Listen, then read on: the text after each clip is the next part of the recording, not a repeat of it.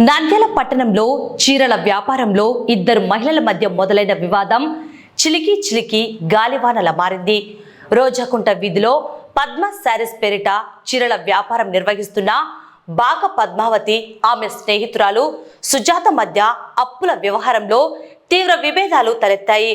తన వద్ద నుంచి ₹1,50,000 ఇవ్వాలంటూ తప్పుడు బాండ్ పేపర్లు సృష్టించి పద్మావతి దంపతులు మోసానికి పాల్పడ్డారని బాధితురాలు సుజాత ఆరోపిస్తున్నారు.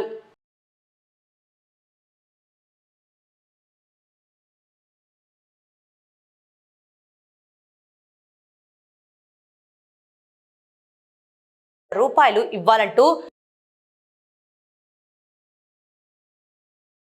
తప్పుడు బాండ్ పేపర్లు సృష్టించి పద్మావతి దంపతులు మోసానికి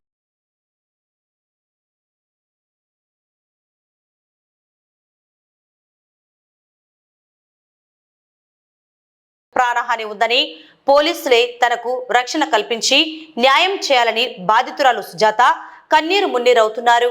సుజాత సార్ నా పేరు. నేను 1,50,000 ఆమెకు ఇవ్వాల్సి ఉండే పద్మావతి అనే వ్యక్తికి. ఆమె టీడీపీ కార్యకర్త. నన్ను 2018 నుంచి స్టిల్ ఇంతవరకు నేను 5 లక్షల పైగానే ట్రాన్సాక్షన్ చేసి మొత్తం కట్టినాను. అయినా కానీ అదనంగా 5 లక్షలకు బాండ్ రాసుకొని వచ్చి కడతావా లేదా అని నన్ను డ్యూటీ నుండి పిలిపించి ఇంట్లో దౌర్జన్యంగా నన్ను కొట్టినారు. వాళ్ళ అబ్బాయి ఆమె ఇద్దరు వచ్చినారు సార్. ఏమన్నంటే నాకు పలుకుబడి ఉంది, అది ఉంది, నన్ను ఎవరు ఏం చేసుకోలేరు అని మాట్లాడుతుంది. ఇదంతా గాయాలు చేసినారు. ఎక్కడ చూసినా దౌర్జన్యంగా అదనపుగా డబ్బులు వసూలు, ₹5 వడ్డీ ఇంట్రెస్ట్ తీసుకుంటుంది, అధిక వడ్డీ తీసుకుంటుంది. అయిపోయినా కానీ ఇంకా కావాలి అని మమ్మల్ని సతాయిస్తుంది. నువ్వేమన్నా చేసి నువ్వేం చేస్తావు మాకు తెలీదు, నా డబ్బులు నాకు కట్టాలా, నిన్ను వదిలిపెట్టను, నన్ను ఎవ్వరు ఏం చేసుకోలేరు, నేను టీడీపీలో ఒక మెంబర్ని, కార్యకర్తని, నా వెనక చాలా బలగం ఉంది, నన్ను ఎవ్వరు చేసుకోలేరు, నువ్వు ఎక్కడికి వెళ్తావో వెళ్ళు అని స్టేషన్ నుండి అక్కడ నుండి కూడా కాల్ చేయించింది. 2 టౌన్ నుండి శ్రీరాములు సార్తో కాల్ చేయించింది. అక్కడ నేను చెప్పినాను సార్ అది సివిల్ మామూలుగా ఆమెది అమౌంట్ ఏదన్నా ఉంటే కోర్టుకు వేసుకోమను, నేను కట్టినా కానీ అదనపుగా మళ్ళీ కట్టాలి అని నన్ను దౌర్జన్యంగా వచ్చి ఇంటికి వచ్చి కొట్టినారు సార్. ఇది జరిగిన విషయము. తర్వాత నేను 100కి కాల్ చేసి 3 టౌన్ పోలీస్ స్టేషన్కి వచ్చి కంప్లైంట్ ఇచ్చినాను సార్. ఈ ముఖం మీద అంతా రక్కి అంతా చేసినారు, బట్టలు కూడా చింపినారు, గొంతు పిసికినారు సార్.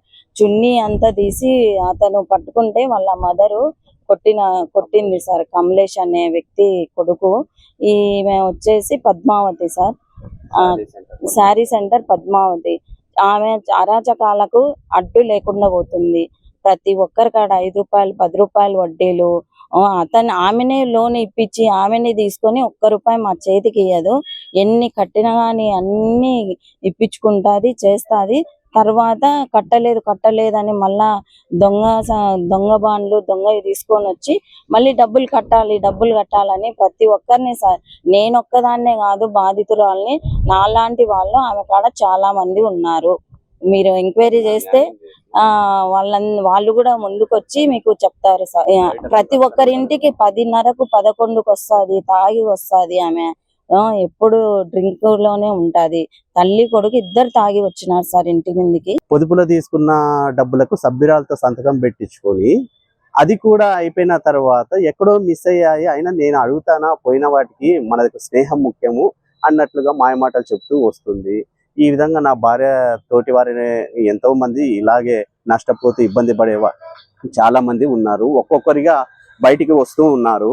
కానీ మమ్మల్ని మా బాండ్ విషయాలని లేనివి ఉన్నవి తీసుకొని వచ్చి 2 టౌన్ పోలీస్ స్టేషన్ నుంచి సార్ గారితో, సిఏ గారితో కాల్ చేయించగా, సార్ అది డబ్బుల విషయం కదా, నేను గతంలో చాలాసార్లు గొడవ పడుతున్నా, కోర్టుకు వేసుకోమని చెప్పగా, లేదు నీ మీద కంప్లైంట్ పెట్టి నువ్వు రావాల్సిందే అనగా, నేను రాను సార్, సివిల్ కేసు కదా, అది కోర్టుకు వెళ్ళి చూసుకుంటాము, ఆమెకు ఏవైనా చెల్లుబాటు అయ్యే బాండ్లు ఉన్నా కూడా తీసుకుపోయి చేసి లీగల్ ప్రకారం చూసుకోవాల్సిందిగా కోరాను ఎలాగూ అని కక్షపూరితంగా 20 నిమిషాల్లో ఇంటి వద్దకు వచ్చి డ్యూటీలో ఉన్న నా భార్యను పిలిపించి కింద మీద పడేసి దొబ్బి జుట్టు పట్టుకొని పొత్తి కడుపులో కొట్టి ఏ విధంగా అంటే ఆ విధంగా రాక్షసత్వంగా కేకలేస్తూ కొట్టుతూ ఉంటే వాళ్ళ కొడుకు విడిపియాల్సింది పోయి ఇద్దరు మహిళలు కొట్టుకుంటుంటే నా భార్యనే చున్నీ పట్టుకొని వెనక్కి లాగక మంచం మీద వేసి కొట్టడం ప్రారంభించింది.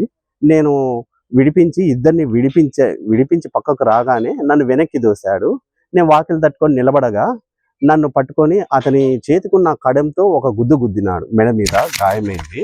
ఆ తర్వాత వెనువెంటనే అతని 2 కాళ్ళతో ఎగిరెగిరి నా ఎడమ కాలు మీద మోకాల మీద కొట్టడం వల్ల ఆ నరం గాని లెగ్ ఎల్బో బ్యాక్ సైడ్ నరం గాని ఉబ్బి మోకాళ్ళ. కానీ ఆమె ఈ విధంగా ఇంట్లోకి వచ్చి కొట్టిన ఆమె రేపు బయట కానీ కొట్టదనే గ్యారెంటీ లేదు కాబట్టి ఆమెపై తగు చర్యలు తీసుకోవడం మంచిదని, టీడీపీ కార్యకర్తగా నాకు బ్యాక్గ్రౌండ్ అందరూ ఉన్నారని మితిమీరినట్లుగా ఏ విధంగా అంటే ఆ విధంగా రెచ్చిపోతుంది. డబ్బులు ఇచ్చిన వాళ్ళను ఇవ్వని వాళ్ళను ఏవేవో చేస్తూ ఉంది. బయట కూడా గవర్నమెంట్ జాబ్స్ ఇప్పిస్తానని కూడా ఆమె అందరి దగ్గర డబ్బులు వసూలు చేస్తుంది. ఒక్కొక్కరిగా బయటకు వచ్చేటప్పుడు ఆమె విషయాలు బయట పడతాయి. నా భార్యను కానీ అడగగా నాకు ఇప్పటి వరకు ఏజ్ దగ్గరికి వచ్చింది, నాకు ఇస్తారో ఇవ్వరో మా దగ్గర లేవు, మేము కట్టము, మాకు ఉద్యోగం ఏమీ వద్దు, ఏ రికమెండేషన్ ఉన్నా ప్రైవేట్ చాలు అన్నందుకు అప్పటి నుంచి మనస్పర్ధ గొడవలు మొదలైనాయి. అది విషమించి ఇంత దూరం వచ్చి ఈ విధంగా మేము ఇబ్బంది పడడానికి కారకురాలయ్యింది. ఆమె పేరు B Padmavathi, wife of B Chandrashekar, కొడుకు వచ్చేసి బి కమలేష్.